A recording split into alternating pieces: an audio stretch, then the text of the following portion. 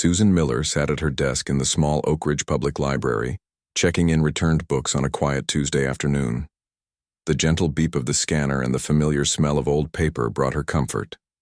At 43, Susan had worked as a librarian for almost 20 years. Her life followed a steady, predictable rhythm that suited her just fine.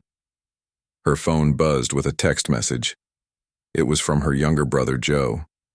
"Big news. Call me when you get a break." Susan smiled and shook her head. Everything was big news with Joe. He lived life at a different speed than she did. When the library emptied during lunch hour, Susan stepped into the back room and called her brother. "Susie, guess what?" Joe's voice bubbled with excitement through the phone. "I got us passes to the Red Line Classic next weekend." Susan frowned.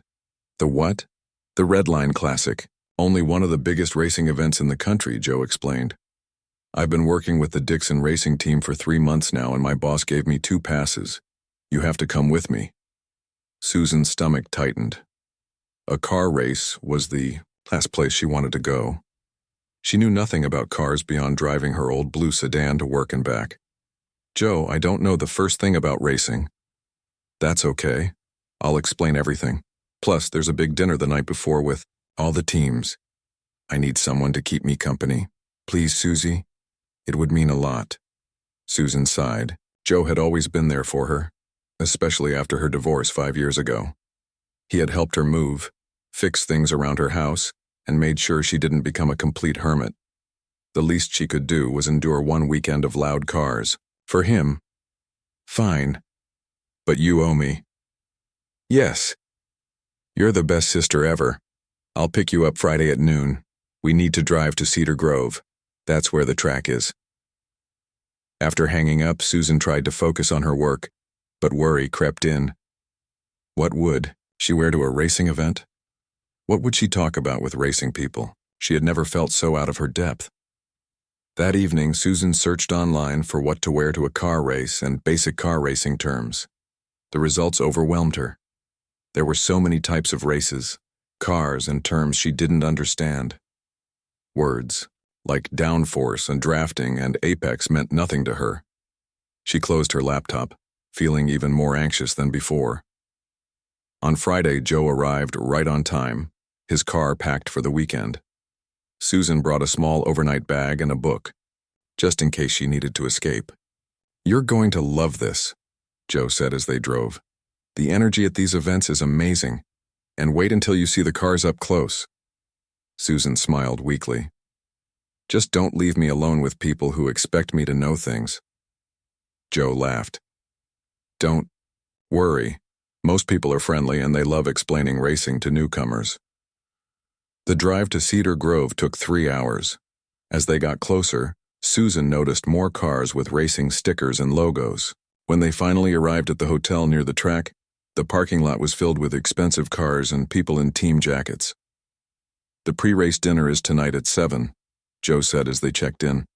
"Wear something nice but not too fancy. These racing folks are pretty casual." Susan unpacked her simple black dress and low heels, the outfit she wore to parent-teacher conferences when she used to volunteer at the school library. She hoped it would be appropriate. At 6:30, she met Joe in the lobby. He wore dark pants and a button-up shirt with a small Dixon Racing logo on the chest. "You look great, Susie," he said. "Ready to meet some racing people?" Susan nodded, though her mouth felt dry. "As ready as I'll ever be." The hotel ballroom was transformed for the dinner. Tables were decorated with checkered flag patterns and small model race cars. The walls displayed large photos of racing moments and driver portraits. Susan didn't recognize any of the faces. Joe led her through the crowd, stopping to introduce her to his co-workers. Everyone was polite, but their eyes often drifted past her when they learned she wasn't connected to racing. Susan smiled and nodded through conversations filled with terms she didn't understand. "That's my boss, Mr. Dixon," Joe whispered, pointing to a tall man with silver hair talking to a group nearby. "And over there is Frank Harris. He owns Harris Racing, one of the biggest teams in the country." Frank Harris was a short, broad-shouldered man with a loud laugh. He commanded attention, and people seemed to circle around him like planets around a sun. "Should I know who these people are?" Susan whispered back. Joe smiled. "No, but they think everyone should know who they are." After dinner, people mingled more freely. Joe was pulled into a conversation with his accounting team, leaving Susan alone at their table. She sipped her water and considered sneaking back to her room when a voice spoke beside her. "You look as out of place as I feel." Susan turned to see a woman about her age in a simple navy dress. She had short gray hair and a friendly smile. "That obvious, huh?" Susan said. "I'm Kathy Donovan. My husband works for Eastside Motors." She extended her hand. "Susan Miller. My brother Joe works for Dixon Racing." Kathy sat down next to her. "First racing event. Is it that clear?" Susan asked with a small laugh. "Only because I looked the same way 5 years ago at my first event. Now I know enough to fake it." They chatted easily for a while. Kathy explained some basics about the different teams and the importance of the Red Line Classic. Susan found herself relaxing for the first time that evening. Their conversation was interrupted when Frank Harris approached their table with 2 younger men in tow. "Kathy, good to see you," Frank said loudly. "Where's Dan hiding tonight?" "Meeting with the engineers." "Last-minute adjustments," Kathy replied. She turned to Susan. "Frank, this is Susan Miller. Her brother works for Dixon." Frank gave Susan a quick once-over before extending his hand. "Always good to meet new faces in our racing family. What area are you in? Marketing? Hospitality?" "Oh, I'm not in racing," Susan explained. "I'm a librarian in Oak Ridge, just here supporting my brother." Frank's friendly expression dimmed slightly. "A librarian? Interesting career choice." He turned to the men with him. "This is Ted and Gary, my head engineers." Ted nodded politely. Gary asked, "So what do you think of the new suspension regulations? Dixon must be scrambling to adjust their setup." Susan blinked. I don't know anything about that, or racing in general, really." An awkward silence fell over the group. Frank's smile became tight. "Well, if you'll excuse us," he said after a moment, "we need to discuss some strategy for tomorrow. Enjoy your first race, Susan." As they walked away, Susan heard Gary mutter something that made the others laugh. She felt her face grow hot with embarrassment. Kathy patted her arm. "Don't mind Frank. He forgets that the whole world doesn't revolve around racing." But Susan couldn't shake the feeling that she had somehow failed a test she didn't know she was taking. The rest of the evening passed in a blur of more introductions and conversations where she felt increasingly out of place. Back in her hotel room, Susan called her friend Linda back home. "It's awful," she told Linda. "Everyone speaks a different language here. I feel like I'm in a foreign country without a translation book." "Just get through the weekend," Linda advised. "Joe will appreciate it, and then you never have to go to another race again." Susan agreed, but as she prepared for bed, a strange feeling settled over her.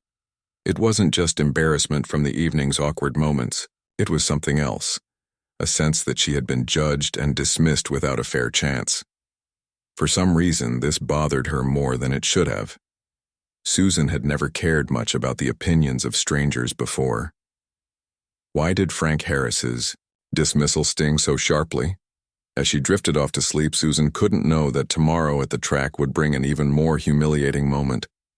One that would ignite an unexpected spark within her quiet librarian's heart and set her on a path she never could have imagined. The morning of the race dawned bright and clear. Susan woke to the distant sound of engines. When she pulled back the hotel curtains, she saw the track in the distance, already busy with activity. Small figures moved around like ants, preparing for the day's events. Joe knocked on her door at 8, already dressed in his Dixon Racing polo shirt and khaki pants. "Morning, Susie. Ready for an amazing day?" Susan forced a smile. After last night's awkward dinner, she wasn't looking forward to more situations where she felt out of place, but she had promised Joe she would try. "What should I wear?" she asked. "Something comfortable. We'll be walking a lot, and it gets hot at the track." Susan chose jeans, sneakers, and a light blue t-shirt. No team logos for her. She didn't want to pretend she belonged to this world. Joe drove them to the track where he parked in a special lot for team members. The closer they got to the entrance, the more people Susan saw. Thousands of fans streamed toward the gates, many wearing colorful team gear and carrying coolers and chairs. The race doesn't start until 2, Joe explained. But first we get to visit the paddock area where the teams prepare the cars. My pass gets us access. They joined the line for the paddock entrance, separate from the main crowd. Joe showed their passes to a guard who waved them through. Suddenly they were in a different world. The paddock was like a small city of trucks, tents, and busy people. Each team had their area with their cars partially hidden behind screens. Mechanics worked on engines while drivers talked with engineers. The noise level was high, with tools whirring and people shouting over the sound. "This is where all the real work happens," Joe said proudly. "Come on, I'll show you our team's area." They walked through the paddock, Joe greeting people as they passed. Susan tried to stay close, feeling like she might get lost in this strange, busy place. The smell of fuel, rubber, and hot metal filled the air. The Dixon racing area was marked with blue and white banners. 3 race cars sat in various stages of preparation, their bright paint gleaming under the lights. Joe introduced Susan to more co-workers who nodded politely before returning to their tasks. "Everyone's focused today," Joe explained. "Race day is intense." A tall man with salt and pepper hair approached them. "Joe, good morning. We need those fuel calculations double-checked before noon." "Right away, Mr. Dixon," Joe replied. He turned to Susan. "This is my sister, Susan." Mr. Dixon shook her hand briefly. "Nice to meet you. Joe, when you're done with those numbers, come find me." He walked away without another word. "Sorry about that," Joe said. "He's under a lot of pressure today." He checked his watch. "I need to handle those calculations. It should only take about an hour. Will you be okay exploring on your own?" Susan hesitated. "I'm not sure where I should go. Just wander around the paddock. Everyone has passes here, so you won't be stopped. I'll text you when I'm done." Before Susan could protest, Joe was gone, heading toward a trailer with computers inside. She stood awkwardly for a moment, then decided to walk around rather than stay in one place looking lost. The paddock was fascinating despite her discomfort. She watched mechanics make tiny adjustments to cars and saw drivers in their colorful suits talking to reporters. Everyone moved with purpose, part of a system Susan didn't understand but could appreciate. She paused near a display of tires, curious about the different types laid out. "Those are wet weather tires," a voice said beside her. "See the grooves? They channel water away from the surface." Susan turned to see Kathy from the previous night's dinner. "Oh, hello again. Thanks for explaining." "Enjoying the paddock tour?" Kathy asked. "It's interesting, but I feel like I'm in everyone's way. Joe had to work, so I'm on my own." Kathy smiled. "I've been coming to races for years now, and I still feel that way sometimes. Want some company? My husband is busy with the East Side team, and I could use a break from engineer talk." Susan gratefully accepted, and they continued walking together. Kathy pointed out different teams and explained basic facts about the cars in the upcoming race. Susan began to relax, asking questions and actually enjoying the experience. They stopped at a refreshment area to get drinks. While Kathy went to find napkins, Susan heard a familiar loud voice behind her. "The suspension adjustment is still not right. If we don't fix it before qualifying, we're finished." It was Frank Harris, talking to a group of people in his team's uniforms. Susan tried to move away without being noticed, but Frank looked up and saw her. To her surprise, he waved her over. "Susan, right? The librarian." His tone made her job title sound strange, like an exotic animal at a zoo. "Yes, hello again, Mr. Harris." "Frank, please. Enjoying your first race day experience?" His smile seemed genuine, but Susan remained cautious after last night. "It's very interesting. There's so much I didn't know about racing." Frank nodded. "Most people only see the cars going around the track. They don't see all this." He gestured to the busy paddock. "This is where races are really won and lost. A young man in a Harris Racing uniform approached urgently. "Mr. Harris, we need your input on the tire strategy. The track temperature is rising faster than expected." Frank frowned. "That changes everything. The medium compounds will degrade too quickly." He turned to Susan. "You see our problem? The track surface gets hot in the sun, which affects how the rubber on the tires performs. We planned for one temperature range, but now we're facing another." Susan nodded, not fully understanding, but interested. "So you have to predict what the weather will do to the track and then choose the right tires?" "Exactly. And a wrong choice can ruin our race before it starts."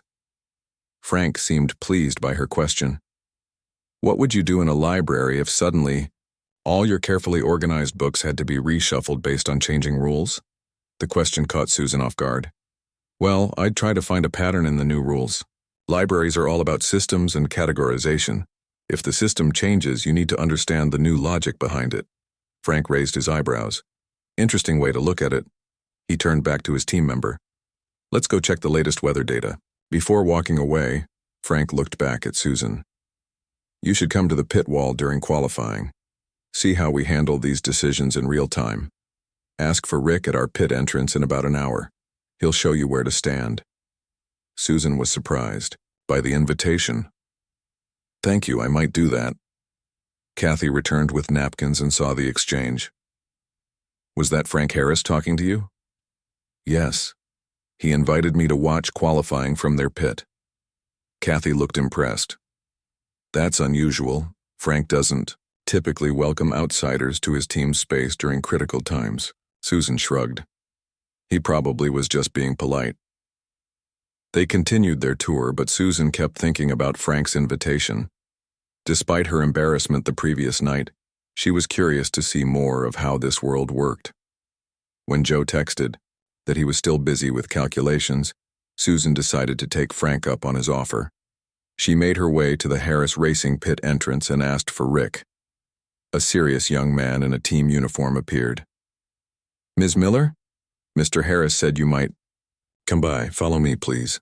Rick led her through a gate and down a path to where the Harris team had set up monitors and equipment along the pit wall. Engineers sat watching screens of data, while team members prepared for the cars to come in. Frank saw her and waved her over. "Susan, glad you came. We're about to start qualifying. This is where each driver tries to set their fastest lap to determine their starting position for tomorrow's race." He showed her to a spot where she could watch without being in the way. "These headphones will let you hear our communications with the drivers." Susan put them on and was immediately immersed in a world of technical chatter. Numbers, positions, and terms she didn't understand flowed through her ears. On the track, cars zoomed by at incredible speeds, their engines screaming. Frank occasionally explained things to her between giving orders to his team. Susan watched in fascination as the complex dance of cars, data, and decisions unfolded around her. Then everything changed in an instant. A car from another team spun out of control and hit the wall hard. The red flags came out, stopping the session. Everyone froze, watching monitors anxiously. "Is the driver okay?" Susan asked worriedly. Frank nodded, eyes on the screens. "Looks like it. But this changes everything for us. The temperature will drop during this delay, and we need to recalculate our approach." He turned to his engineers. "What if we split the strategy? Put car 1 on mediums and car 2 on softs?" An older engineer shook his head. "Too risky. If we guess wrong, we lose positions with both cars." Susan watched the debate, understanding the problem even if the technical details escaped her. It was about risk versus reward, patterns and predictions. Not so different from organizing complex library systems, just with higher stakes. Without thinking, she spoke up. "What about the weather forecast for tomorrow's race? Could today's qualifying strategy also be a test for race conditions?" The team turned to look at her in surprise. Frank stared for a moment, then burst into laughter. "The librarian wants to give us racing advice now. Tell me, what else should we consider in our decades-old racing team?" Susan's face burned with humiliation as several team members snickered. The friendly Frank from earlier was gone, replaced by the dismissive man from last night's dinner. "I'm sorry," she said quietly. Susan spent the rest of the weekend in her hotel room. She told Joe she had a migraine, which wasn't entirely a lie. The shame of being laughed at by Frank Harris and his team had given her a real headache. Joe had been disappointed but understanding, bringing her food and checking on her between his duties at the track. On Sunday evening, they drove home in near silence. Joe talked about the race results and team celebrations, but Susan only half listened. The memory of Frank's mocking laughter kept playing in her mind. "You're sure you're okay?" Joe asked as he dropped her off at her small house. "You seem really down." "I'm fine," Susan lied. "Just tired. Thanks for understanding about me skipping the race." "No problem. Maybe next time will be better." Susan forced a smile. There wouldn't be a next time. She never wanted to set foot near a racetrack again. Monday morning came, and Susan returned to her quiet library. She shelved books, helped patrons find research materials, and taught a children's reading group. The familiar routine should have been comforting, but something felt different. Susan felt different. That night at home, she couldn't focus on her novel. She kept thinking about the racing world she had glimpsed, not just the cars and speed, but the complex systems behind them. The way weather affected tires, the split-second decisions, the data flowing through headphones. Almost without realizing it, Susan opened her laptop and typed "Basics of Motor Racing" into the search bar. What began as idle curiosity quickly became something more. Susan read articles about racing history, watched tutorial videos about car components, and found forums where fans and professionals discussed racing strategy. She stayed up until 2 a.m., absorbing information like a sponge. The next day at the library, Susan was tired, but strangely energized. During her lunch break, she searched the library catalog and found 3 books about automotive engineering and racing strategy. She checked them out for herself. "Taking up a new hobby?" asked Betty, the older librarian who worked with Susan. "Just curious about something," Susan replied vaguely. Every night that week, Susan researched racing. She learned about aerodynamics, engine types, and fuel strategies. She downloaded race data from previous seasons and studied the patterns. Her librarian skills of organization and research served her well as she created her own filing system for what she was learning. Joe called on Friday. "How are you feeling? Better than last weekend, I hope?" "Much better," Susan said. Then, trying to sound casual, she added, "Hey, can you explain something to me? I was reading about something called downforce in racing. How exactly does that work?" Joe sounded surprised. "You're reading about racing? I thought you hated it after last weekend. I'm just curious. The whole system is more interesting than I realized." Joe explained downforce enthusiastically, and Susan asked more questions. By the end of the call, Joe was promising to send her some articles his team used for training new staff. "I never thought my big sister would get into racing," he said, sounding pleased. "Maybe you can come to another event sometime, a smaller one with less pressure." "Maybe," Susan said, not committing. Weeks passed, and Susan's interest grew into a full-blown obsession. She joined online forums under the username Bookworm Racer and began asking questions. At first, some members were dismissive of a newcomer, but as Susan demonstrated her growing knowledge and asked thoughtful questions, people began to respect her contributions. One forum thread discussed tire degradation on certain tracks. Susan had created a spreadsheet analyzing 5 years of data from the Redline Classic, noting correlations between track temperature, tire compounds, and lap times. She hesitated, then shared her analysis with the group. The response was immediate. "This is impressive work, Bookworm. Where did you get this data? Have you shown this to any teams? This pattern isn't widely recognized. Are you an engineer? This is the kind of analysis we do professionally." Susan was stunned by the positive reaction. She replied that she wasn't an engineer, just someone with good research skills and an interest in patterns. A private message appeared from a user named RaceEngineer52. "Your analysis shows something important that many teams miss. The correlation between early morning track temperatures and late race performance is subtle but significant. May I ask what your background is? Susan hesitated before replying honestly. I'm a librarian. I organize information for a living, just not usually about racing. There was a long pause before Race Engineer 52 responded. Interesting. I'm Kathy Donovan. We met at the Red Line Classic 2 months ago. I'm retired now but worked as an engineer for East Side Motors for 20 years. Susan stared at the screen in shock. Kathy from the dinner and paddock tour? The woman who had been kind to her when she felt so out of place. They began corresponding regularly. Kathy encouraged Susan's research and suggested new avenues to explore. She explained technical concepts Susan struggled with and provided insider perspectives on team operations.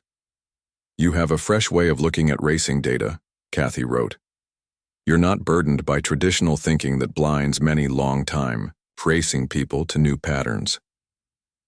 3 months after the humiliating race weekend, Susan had filled 2 notebooks with observations and created dozens of spreadsheets analyzing different aspects of racing performance. Her spare bedroom had become a makeshift racing research center, with printed charts taped to the walls and books stacked on every surface. She focused particularly on how weather patterns affected track surfaces at different racetracks, and how those changes impacted tire performance throughout a race. Susan realized that most teams looked at weather as a simple variable: hot, cold, wet, dry, but missed the complex patterns of how tracks heated and cooled differently based on their materials, location, and surrounding environment. One evening, Kathy messaged her, I showed some of your analysis to a former colleague who still works in the industry. He was impressed. Would you be willing to develop this into a more formal presentation? There might be professional interest. Susan's heart raced. Professional interest from racing teams? Potentially. Your work on predictive track surface temperatures and their relationship to tire strategy is genuinely innovative. With some refinement, it could be valuable to the right team. Susan thought about Frank Harris and his mocking laughter.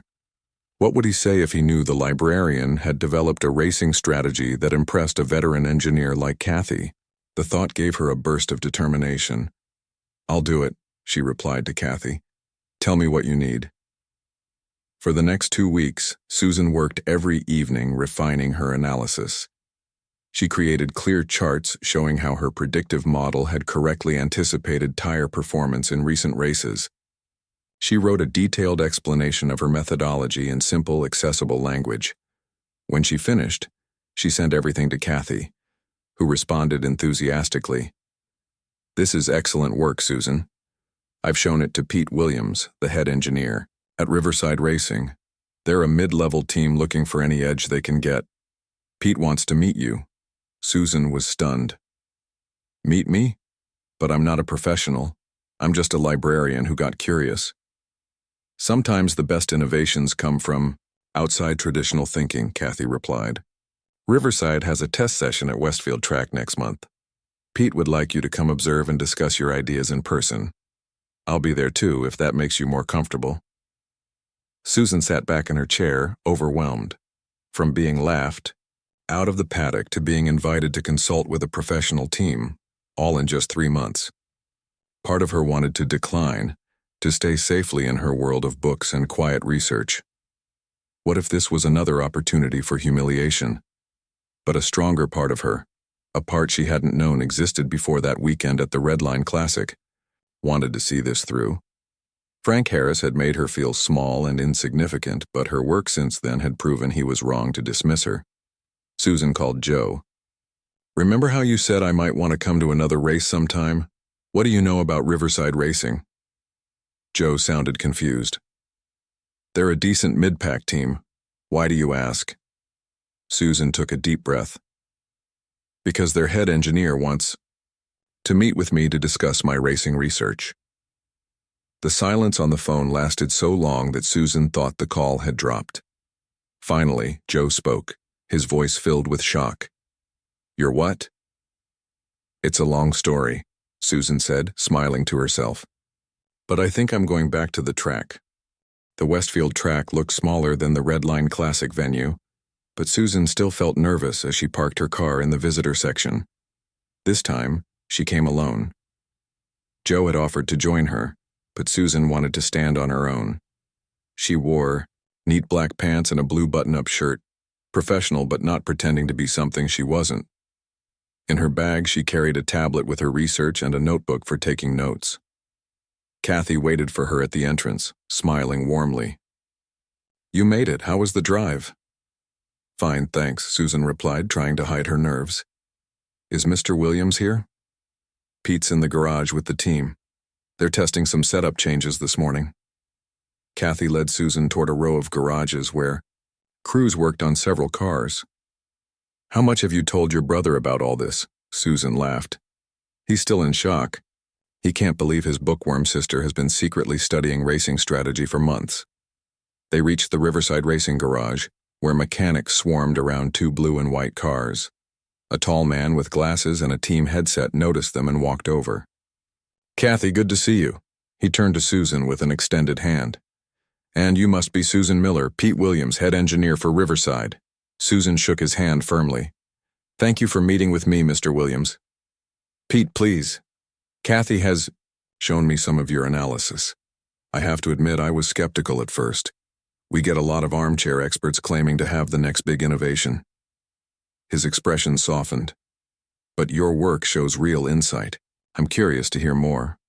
Susan felt a rush of confidence. "I've refined my model since what Kathy showed you. I've been tracking how different track surfaces respond to temperature changes and how that affects tire degradation patterns." Pete nodded. "Let's talk in the engineering room. It's quieter there." He led them to a small room filled with computers and monitors. Two other engineers looked up curiously as they entered. "This is Matt and Allison, part of our strategy team," Pete said.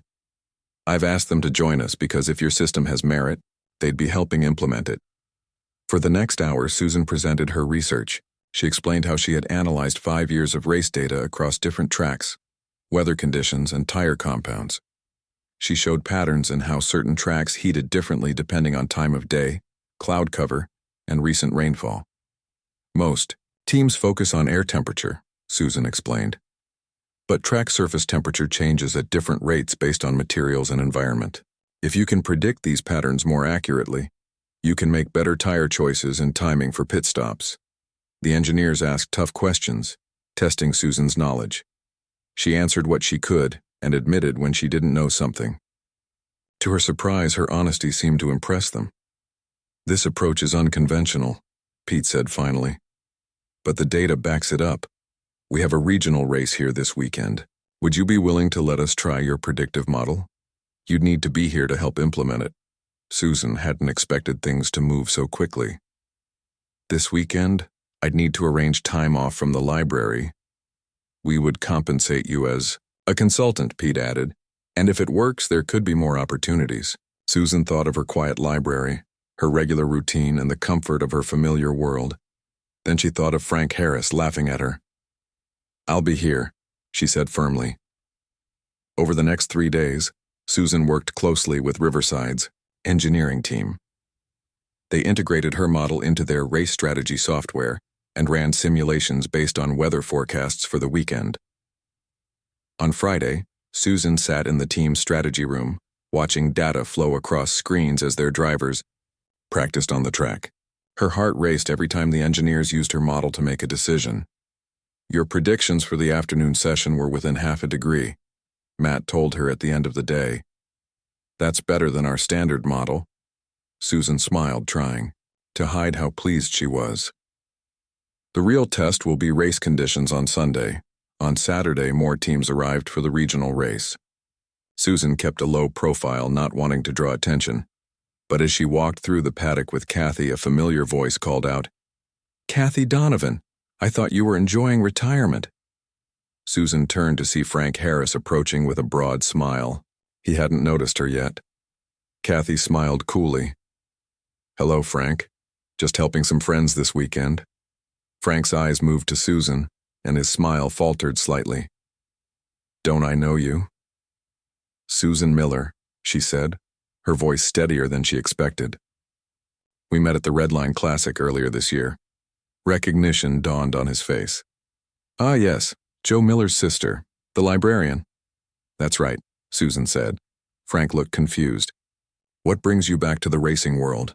I thought it wasn't your scene. Before Susan could answer, Pete Williams joined them. Susan is consulting with our team this weekend. She's developed a predictive model for track surface temperature variations that looks promising. Frank's eyebrows shot up. A predictive model? For track temperatures? He looked at Susan with clear disbelief. And what exactly qualifies a librarian to develop racing strategy? Susan felt her old fear rising, but Kathy spoke before she could. Susan has a gift for pattern recognition and data analysis, skills that transfer quite well to racing, as it turns out. Frank looked skeptical. Well, good luck with that, Pete. Racing is a complex sport. It usually takes years of experience to understand its nuances. Sometimes fresh eyes see things experienced ones miss, Pete replied smoothly. We're looking forward to testing Susan's approach tomorrow. As Frank walked away, Susan released a breath she hadn't realized she was holding. He doesn't believe. I can do this, she said quietly. Pete shrugged. Prove him wrong tomorrow. Race day arrived with clear skies but a forecast for changing conditions by mid-afternoon. Susan sat in the strategy room with Matt and Allison, monitoring weather data and track sensors. Surface temperature is rising faster than the standard model predicted, Susan noted, pointing to her screen. But it matches our model. The south corner will heat differently than the rest of the track. Pete made the call. We'll start on the medium compounds but switch earlier than planned. The track will be 10 degrees hotter in the southern section by lap 30. Riverside Racing wasn't a top team, and their drivers qualified in 12th and 14th positions. Not terrible, but not contenders for victory either. Their goal was to finish in the top 10. The race began, and Susan watched nervously as the cars roared around the track. The strategy room was tense with concentration, everyone focused on their roles. By lap 25, other teams were reporting unexpected tire wear on the south corner, exactly as Susan had predicted. When Riverside called their drivers in for earlier pit stops, the commentators questioned the decision. Riverside making an unusual call here, the announcer's voice came through the speakers. Most teams are planning to run these tires at least 10 more laps, but as the race continued, the advantage became clear. While other cars struggled with degrading tires on the increasingly hot track, Riverside's drivers maintained consistent lap times with their fresher tires. By the final laps, their drivers had moved up to 6th and 8th positions, the team's best result of the season. The strategy room erupted in cheers when the checkered flag waved. Pete gave Susan a high five. Your model was spot on. The track temperature followed your prediction almost exactly. After the race, the team gathered to celebrate. Susan felt a strange mix of pride and disbelief. Had she really just helped a professional racing team achieve their best result of the year? As the celebration continued, Pete pulled her aside. I've had 3 other teams ask me who our weather consultant is. Word travels fast in the paddock. Susan blinked in surprise. Other teams want to know about me? About your model, yes. Including Harris Racing. Susan's heart skipped a beat. Frank Harris asked about my work? Pete nodded. His team struggled today with tire degradation. Exactly the problem your model predicted. Frank doesn't like being beaten, especially by something he dismissed. What? Did you tell him? That you're under contract with us. Pete smiled. Which brings me to my next question. Would you consider working with us for the rest of the season? We can work around your library schedule, but we'd want you at all our races. Susan thought about her quiet life in Oak Ridge, the library, her routine. Then she thought about today, the excitement, the validation, the feeling of being part of something bigger than herself. I'd need to arrange things with work, she said slowly. But yes, I think I would like that very much. As they walked back toward the paddock, Susan saw Frank Harris watching her from a distance. Their eyes met, briefly, and this time it wasn't Susan who looked away first. 6 months had passed since Susan's first success with Riverside Racing. Her life had changed in ways she never imagined possible. The library had granted her a part-time schedule, allowing her to work 3 days a week in Oak Ridge and travel to races on weekends. Susan's predictive model for track temperatures and tire strategies had helped Riverside Racing achieve consistent top 10 finishes. Word had spread through the racing community about the librarian strategist, who saw patterns others missed. On a warm September morning, Susan sat in Riverside's strategy room at the National Speedway, preparing for the biggest race of the season. She now had her own small team, 2 data analysts who helped gather information and refine her models. "The forecast shows possible cloud cover around mid-race," said Ryan, one of her analysts. "How will that affect our strategy?" Susan studied the weather maps on her tablet. "If clouds come in when expected, we'll see temperature drops in sections 3 and 4 first. We should plan for an early pit stop before that happens, while our competitors might wait too long."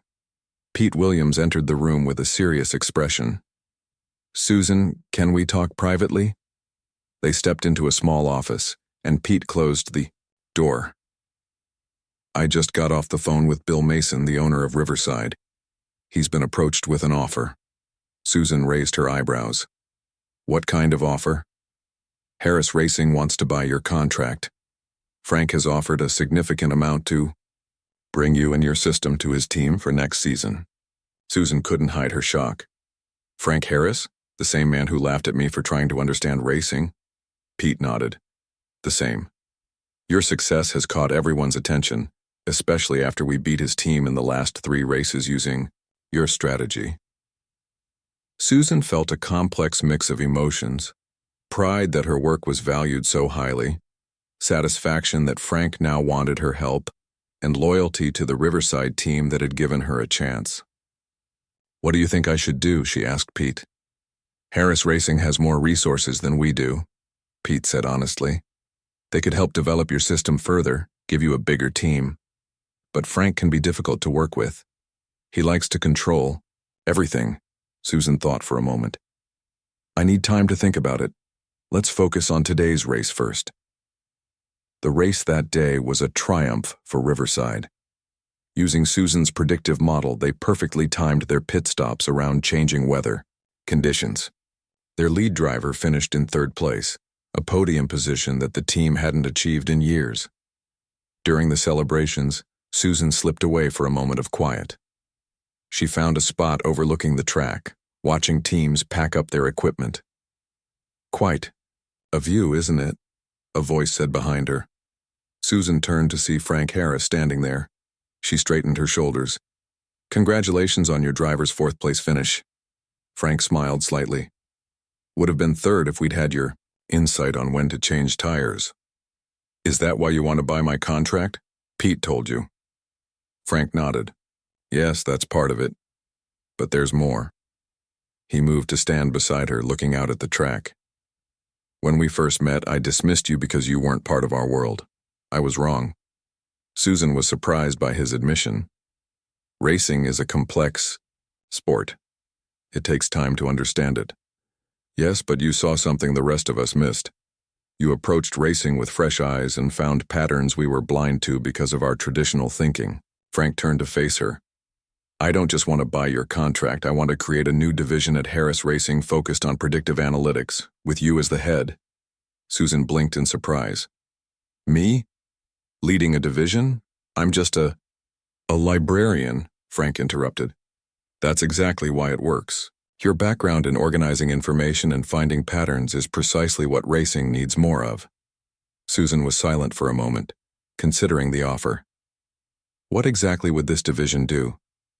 "Expand your current work to cover all aspects of racing strategy, not just tire performance and track temperatures, but fuel efficiency, aerodynamics adjustments, even driver coaching based on data patterns.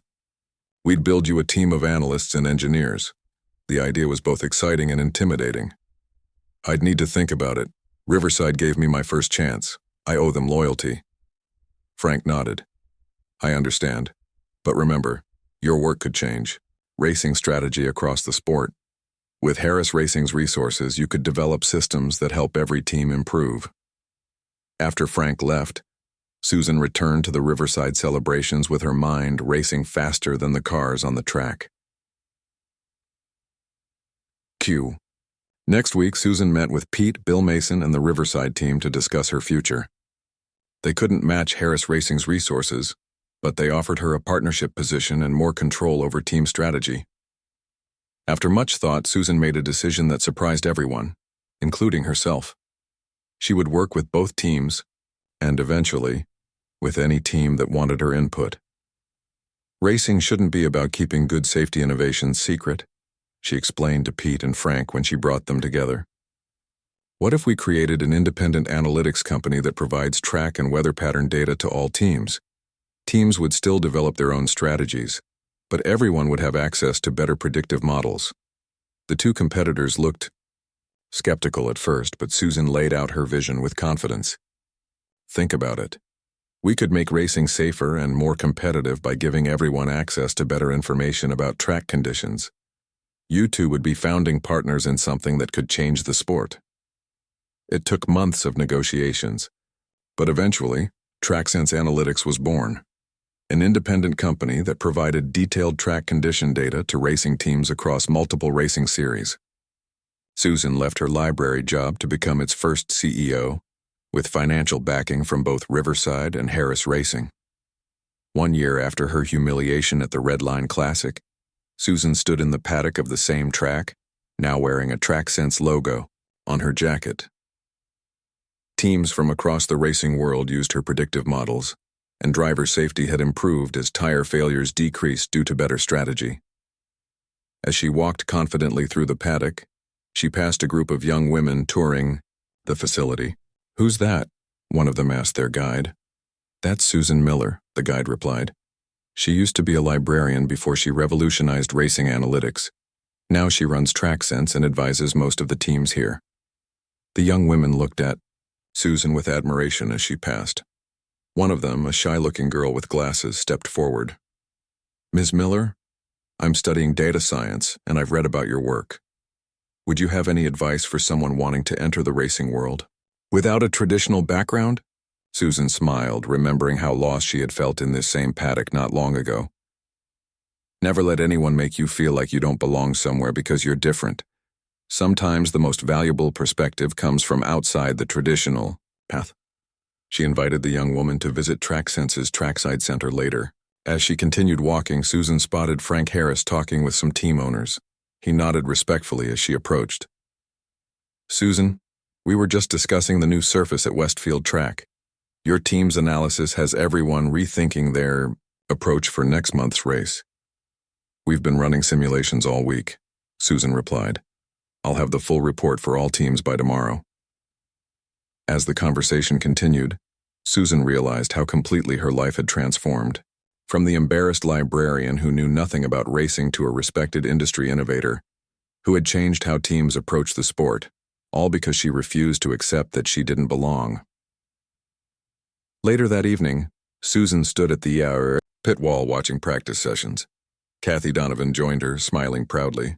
"When I first showed your analysis to Pete, I never imagined all this," Kathy said, gesturing to the TrackSense logo now visible throughout the paddock. "Neither did I," Susan admitted.